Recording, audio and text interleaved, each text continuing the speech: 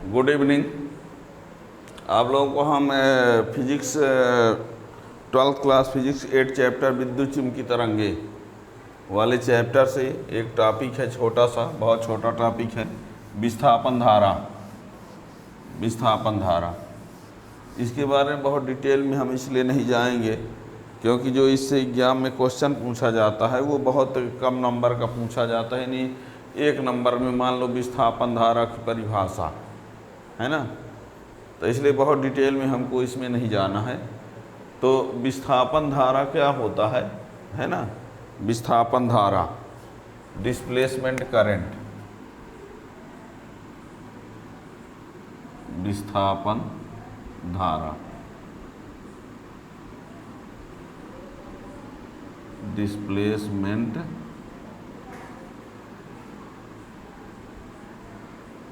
Current, displacement current. जैसे आवेश प्रवाह की दर विद्युत धारा होता है, और ये आप लोग पढ़े थे, चुंबकीय फ्लक्स में परिवर्तन के कारण उत्पन्न धारा को क्या कहा जाता है? प्रेरित धारा। याद करिए, चुंबकीय फ्लक्स में परिवर्तन के कारण उत्पन्न धारा को कहा जाता है प्रेरित विद्युत धारा। याद है 6 चैप्टर में।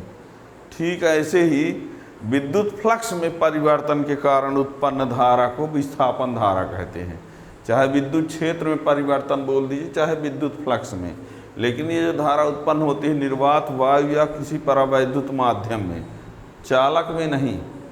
ठीक है ना, निर्वात वायु या परावैद्युत माध्यम में विद्युत क्षेत्र में परिवर्तन के कारण, समय के साथ विद्युत क्षेत्र में यदि परिवर्तन होता है तो विद्युत क्षेत्र में परिवर्तन के कारण, या विद्युत क्षेत्र में जब परिवर्तन होगा तो विद्युत फ्लक्स में भी परिवर्तन होगा। तो आप ये कह सकते हो कि विद्युत फ्लक्स में परिवर्तन के कारण उत्पन्न धारा को निर्वात या वायु माध्यम या परावैद्युतांक माध्यम में विद्युत फ्लक्स में परिवर्तन के कारण उत्पन्न धारा को विस्थापन धारा कहते हैं। ठीक है ना, याद करो, चुंबकीय फ्लक्स में परिवर्तन के कारण उत्पन्न धारा को प्रेरित धारा, विद्युत फ्लक्स में परिवर्तन के कारण उत्पन्न धारा को विस्थापन धारा, और किसी चालक में आवेश प्रवाह की दर को केवल विद्युत धारा। ठीक है ना, तो ये जो धारा उत्पन्न होती है वो निर्वात या वायु माध्यम, परावैद्युतांक माध्यम भी हो सकता है। ठीक है ना, आप लोगों से ऑब्जेक्टिव में पूछा जा सकता है कि विस्थापन धारा किसमें उत्पन्न नहीं होगी, है ना, तो होने के लिए किसमें होगी? वायु में भी, निर्वात में भी, परावैद्युतांक माध्यम। इसके अलावा कोई धातु बोध का नाम दे दे तो उसमें विस्थापन धारा उत्पन्न नहीं होगी। ठीक है ना, तो यहाँ लिखे देते हैं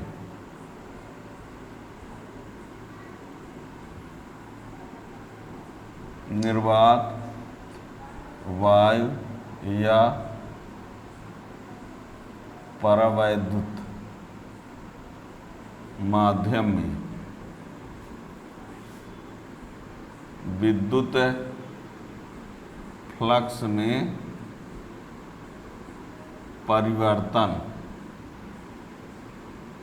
विद्युत फ्लक्स में परिवर्तन, तीनों ये हो सकता है, ये हो सकता है, ये भी, निर्वात वायु या परावैद्युत माध्यम में विद्युत फ्लक्स में परिवर्तन के कारण उत्पन्न धारा को विस्थापन धारा कहते हैं। ठीक है ना, ध्यान दीजिएगा, निर्वात में भी हो सकता है, वायु में भी हो सकता है, परावैद्युतांक माध्यम में हो सकता है, पर किसी चालक में नहीं हो सकता। चालक में नहीं। तो विद्युत फ्लक्स में परिवर्तन, जहाँ विद्युत फ्लक्स में परिवर्तन बोले हैं उसको कह सकते हो विद्युत क्षेत्र में परिवर्तन, है ना, चाहो तो लिख सकते हो विद्युत क्षेत्र में परिवर्तन।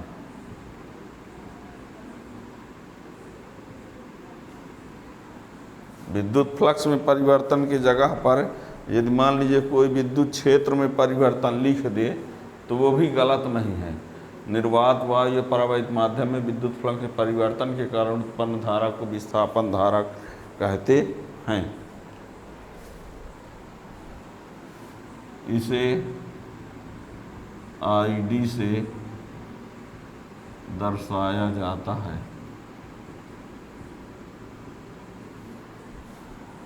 देखिए, जैसे आप ये जानते हैं कि आई बराबर होता है क्यू अपान टी, पता है ना, आई बराबर क्या होता है क्यू अपान टी।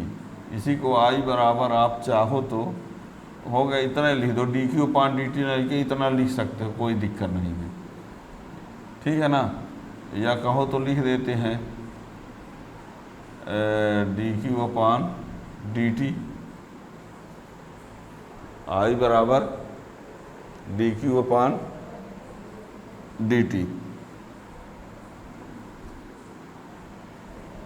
ऐसा भी हो सकता है, या इसी को हम सीधे इतना लिख दें, आई बराबर क्यू अपान टी, ठीक है ना। अब देखिएगा, किंतु गॉस की प्रमेय से Q बराबर होता है फाई इक्वल टू होता है Q अपान एप्सिलॉन नॉट। तो यही क्या हो जाएगा, Q equal to phi epsilon naught, ठीक है। अब ये phi equal to Q upon epsilon naught Gauss प्रमेय से, तो Q equal to phi epsilon naught, इस मान को यहाँ रख देते हैं, इस मान को यहाँ ला के रखिए, तो क्या हो जाएगा, I equal to D upon D T, और ये हो जाएगा phi epsilon naught. Epsilon naught constant है, तो I equal to epsilon naught D phi upon D T, ये होता है विस्थापन धारा। इसको आई डी लिख देते हैं। यही विस्थापन धारा का सूत्र है, ठीक है ना। ये आई बराबर डी क्यू अपान डी टी होता है, इसी को ये भी लिख सकते हो, है ना, इसकी अलग परिभाषा से। अब यहाँ पर गॉस प्रमेय से फाई बराबर क्यू अपान एप्सिलॉन नॉट, तो D Q equal to phi epsilon naught, इस मान को यहाँ रख दिया, है ना, तो क्या आया, I equal to D upon D T, Q की जगह ये एप्सिलॉन नॉट को बाहर कर दे, D phi upon D T. तो ये विद्युत फ्लक्स में परिवर्तन, फाई का मतलब किससे है, विद्युत फ्लक्स है, फाई क्या है, विद्युत फ्लक्स। तो ये तो विस्थापन धारा का सूत्र हुआ। और जो एक धारा होती है उसको चालन धारा कहते हैं, एक और जो धारा होती है, ठीक है ना। तो इसकी वजह से यदि हम लिखना चाहें मैक्सवेल एम्पियर का परिपथी, जो एम्पियर का परिपथी नियम है वो बी डी एल बराबर क्या है, म्यू नॉट आई, है ना। अब यहाँ पर तो बी डी एल बराबर यदि mu naught I C plus I D, I C चालन धारा और आई डी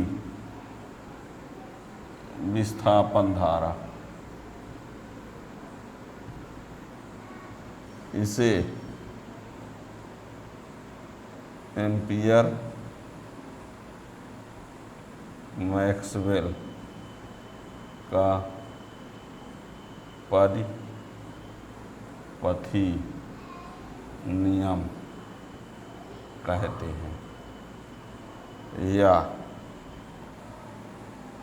एम्पियर मैक्सवेल नियम। एम्पियर मैक्सवेल नियम चाहे एम्पियर मैक्सवेल का परिपथी नियम कहते हैं, ठीक है। अब इसी में जहाँ आई लिखा रहता था तो आई के जगह पर आई सी और आई डी दोनों लिख दिया गया। इसी को आप क्या लिखेंगे,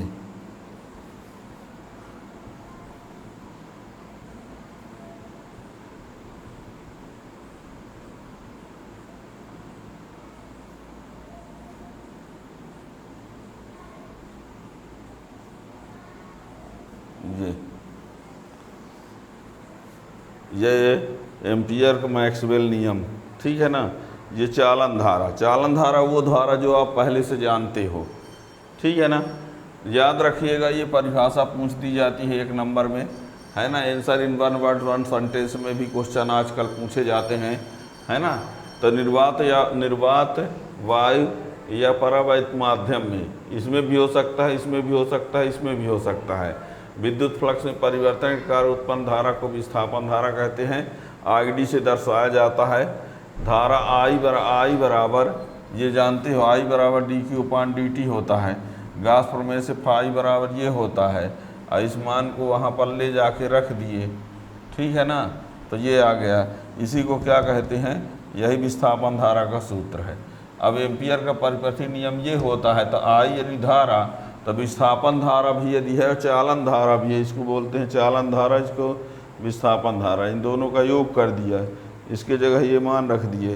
तो ये हो गया मैक्सवेल, एम्पियर मैक्सवेल नियम, इसको क्या बोलते हैं, एम्पियर मैक्सवेल नियम, याद रखिएगा।